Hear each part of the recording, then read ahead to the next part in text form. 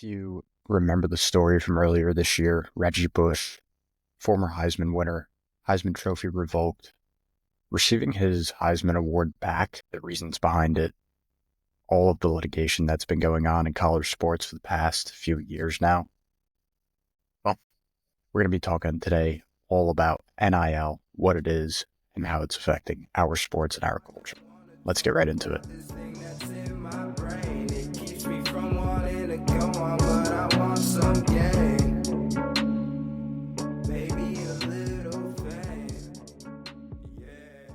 So, for those of you that follow me on social media, you know that this is a re-recording. First to go around this file corrupted, so I'm going to give this another go before I get in on my third and final episode of this mini-series on sports today. And I'm just going to get this started by letting you guys know, first of all, thank you so much for tuning in.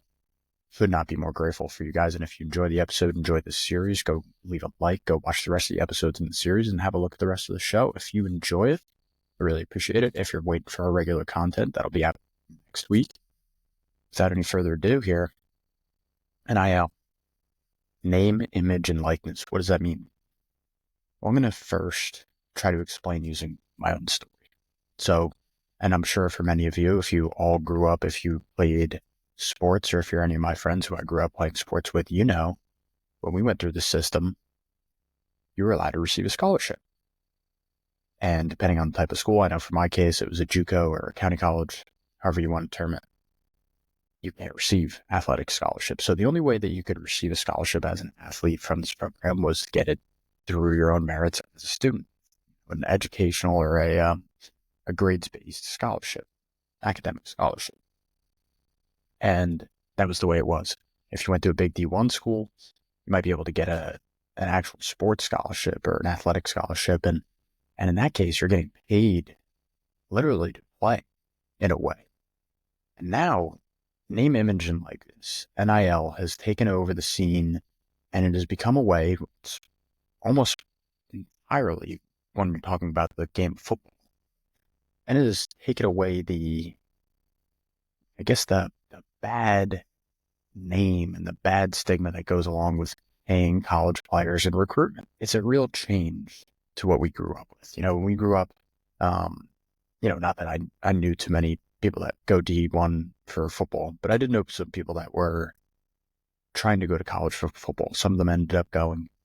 And the way that you look at, in my opinion, when we were going through the school system, the way that you look at it was an opportunity to receive a free education. If you were that good, receive a free education as a compensation for you playing the sport. And that free education doesn't matter where you go with your sport, but you're preparing yourself for the real world, for the next step. And the reason that this was so important was you may come from a family that can't afford an Alabama and LSU, schools of very high notoriety, but because of the skill that you possess, because of the athletic ability, and of course, because you can maintain grades, you're going to get a scholarship and you're going to get paid to play, essentially. And you're setting yourself up again for a life after the sport, which is phenomenal. In my opinion, for a lot of people, it's a fantastic way of getting the step up in the world, getting yourself out of maybe the position that you were in, taking an economic step up. And what NIL has done, and particularly in football, has been to remove that bad name from giving players money essentially to commit to your school. And what they're doing is, so essentially what the ruling was, and I don't remember if it was last year or the year before, but as these deals started rolling in, essentially what it's saying is that the players have the right, because the colleges are profiting so much from football, essentially, because they're profiting so much from the sports, that they can receive payments based on their name, their image, and their likeness.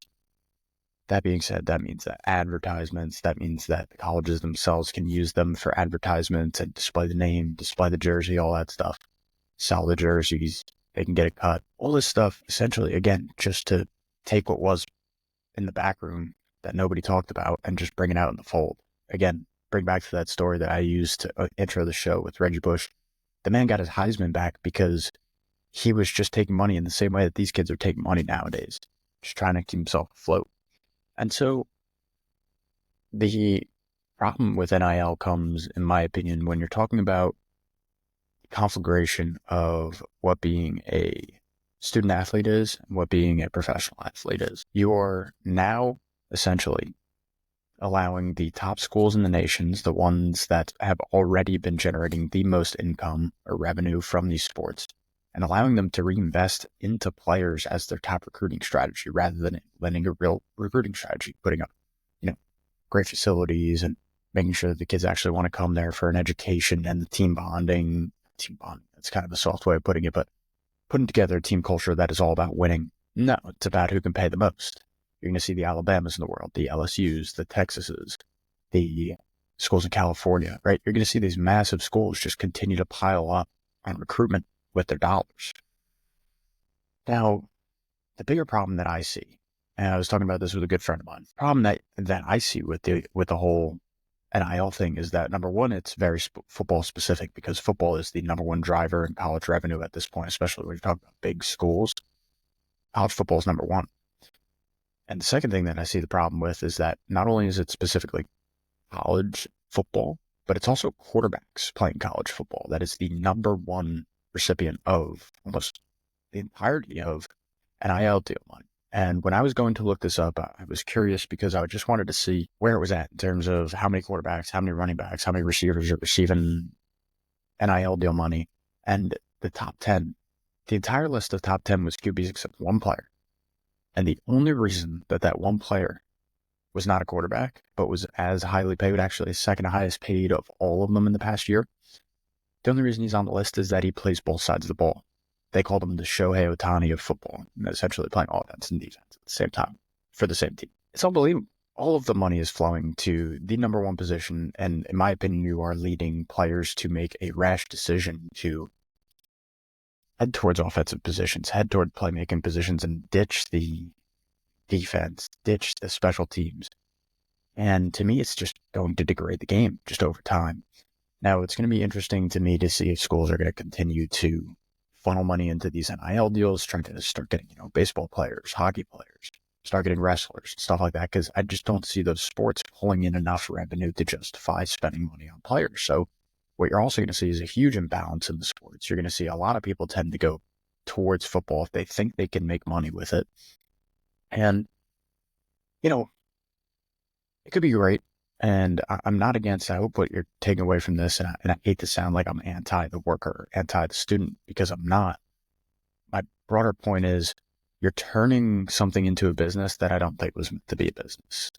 And when you start wading into those waters, well, eventually what's going to happen is the linemen are all going to get together and say, you know what, our fucking quarterback is getting paid all this money. We're sitting here, we're the ones protecting him. We should band together and get our own NIL deal. And what's going to happen over time, you're going to have so many grievances. You already seen one come up now where a quarterback didn't get paid what he was promised in the transfer portal, and now that was out of the University of Las Vegas or something like that. If that continues to pile up and these grievances start to pile up, the NCAA has got too much on their hands. There's essentially going to be forced unionization.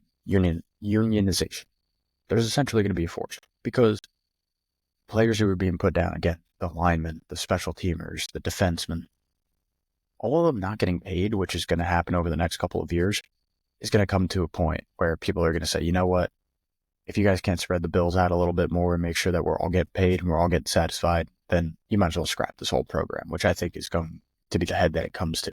When that happens, I'm not really sure. But I'm curious what you guys think. Do you think that NIL is a good thing for sports? Do you think NIL is a good thing for the players? Do you think NIL is a good thing for the money? Do you think that schools will pull in more money with NIL, or do you think that it's going to be hindrance, right? You already see teams charging more for their tickets. You see teams that are going to have to trim other things out of their budget in order to stay competitive with NIL deals for top recruits. Again, if that just continues, you're going to see, and this is my opinion, but it's pretty much basic economics, that the ones who already have the accessible cash are going to continue to pile in. They're going to have the first say. They're going to have the first vote on getting the players they want. They're going to have better teams. They're going to churn out more and more performances in high quality bowl games that pay them more money, which in turn gives them more money to give out NILs. And it's going to be a cyclical thing. It's going to be teams like that getting into the playoffs, right?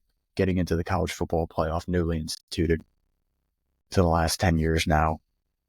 It's going to be fascinating for me to watch, but also, again, a little bit, I don't know if disturbing is the right word, but definitely is something to keep your eyes on.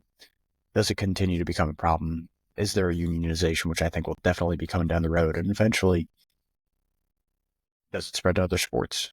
Are other sports able to carry enough revenue to make it actually seem worthwhile for NIL deals to be performed? You know, you think about girls soccer, girls basketball, college basketball is also a very big sport, especially with March Madness.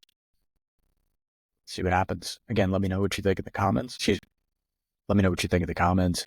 I'd love to hear you guys' opinions on NIL. I wonder if you guys like the last episode on concussions and the next episode, if you stuck around to the end here. I know this was a short one, so hopefully you're able to make it to the end.